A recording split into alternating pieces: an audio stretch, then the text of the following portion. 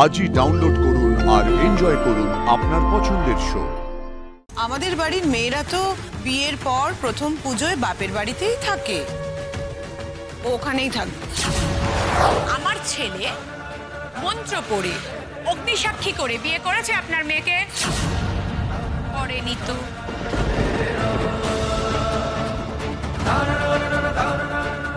এই যে আপনার মেয়ের মাথায় সিঁদুরটা আমার ছেলে পরিয়েছে? করেনি তো। তাহলে আপনার মেয়ে কি করে আমার ছেলের বউ হয়ে যায়?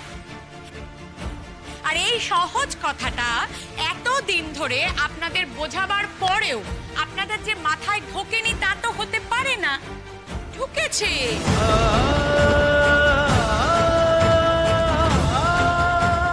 তারপরেও কোন পরিচয় মেয়েকে এই বাড়িতে ফেলে রেখেছেন একটু জানতে পারি? আমার মেয়েটারে যে আপনারা বাড়ির বউ বলে মেনে নেন সেটুকু বোঝার বুদ্ধি আমার আছে, কিন্তু আমরা যে বড় নিরুপায়, তাই বলছি দয়া করে আর অশান্তি বাড়াবেন না। যা হয়েছে সেটা মেনে নেন।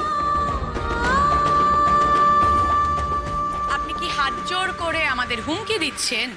হ্যাঁ, মানবো কেন? কেন মানবো সেটাই তো বুঝতে পারছি। ছোট বৌমা চুপ করো এবার। তোমরা সবাই দয়া করে মাথাটাকে একটু ঠান্ডা করো, পুজোটা মিটতে দাও, তখন সবাই বসে কথা বলা যাবে। এটাই বলছি, একটু বোঝার চেষ্টা করো না।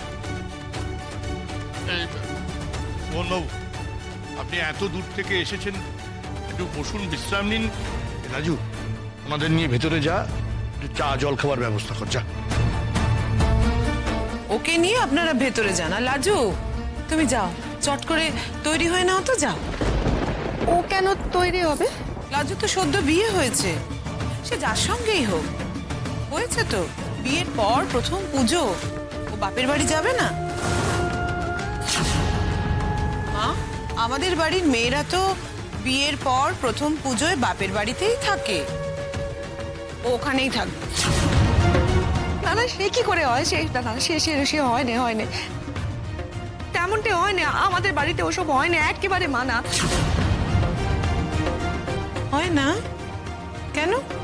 বিয়ের পর প্রথম পুজো তো সব মেয়েরাই বাপের বাড়িতে কাটায়। না না, আমাদের সেসব মানা। আমাদের পিসি শাশুড়ি, সে বিয়ের পর প্রথমবার বাপের বাড়ি গিয়েছিল, তার আর ফিরে যাওয়া হয়নি। মানে ফিরে যাওয়া হয়নি কেন? বাপের বাড়িতে মেয়ে যখন পুজোয় আহ্লাদে হই হই করতেছিল, তখন ওই বরকে সাপে কেটেছিল।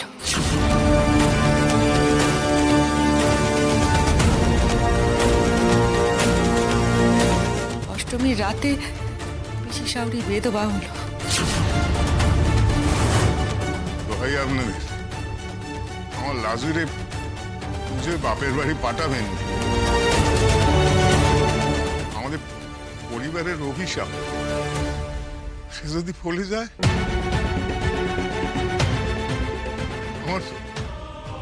আমার লাজুর মতো তাহলে বেদবা হবে।